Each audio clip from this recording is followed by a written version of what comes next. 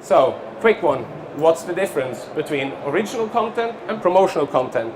Original content is friends. They had creatives, big budgets, and they made you turn on the TV.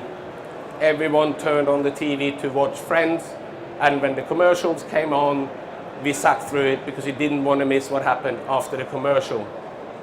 That's the same with social media now. You have to think, you can't, just because you have budget to make a video, does not mean that you should just be selling. Because if you just sell, nobody's going to watch your video. And especially not if you try a hard say and say that Coca-Cola is the nicest drink there is. So we now have to make original content. We have to entertain.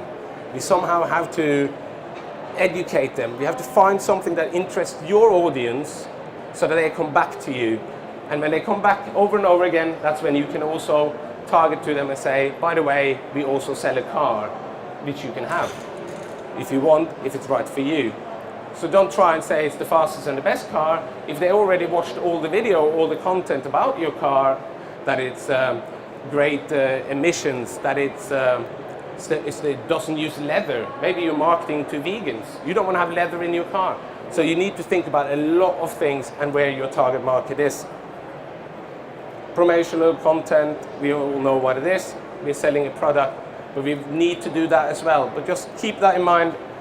It used to be 1 to 5 with original to promotional content, and we can say the same about social media marketing. And Gary Vee's book, Jab Jab Hook, is a good example of that if you want to read up a little bit more. Then, now you need to, as I said, need to focus on the audience and not the product. So how do we entertain? If you are going to act like a producer or a production company like BBC or Channel 4, who made different content. There's Dave, who only does reality shows and this kind of shows. So they have a target audience, and the people who advertise on Dave, they know what audience is. So when you create your original content, you also have to think about your target audience. There's several ways to entertain. First of all, comedy. We all like having a laugh. It makes us feel good. It releases the right chemicals in our brain, and it's a great way. About 17% of people will instantly engage with fun videos that make them laugh, that make them smile. But you can also do drama. People like watching videos of soldiers coming home and surprising their children at school, and tears, and people watch it at work. It's a bit embarrassing. The other thing people like, information. They like to be educated, and people like to be educated fast. So within 2.5 minutes of a video, you should have had a lot of information. You should really feel like you know the subject after a very short time.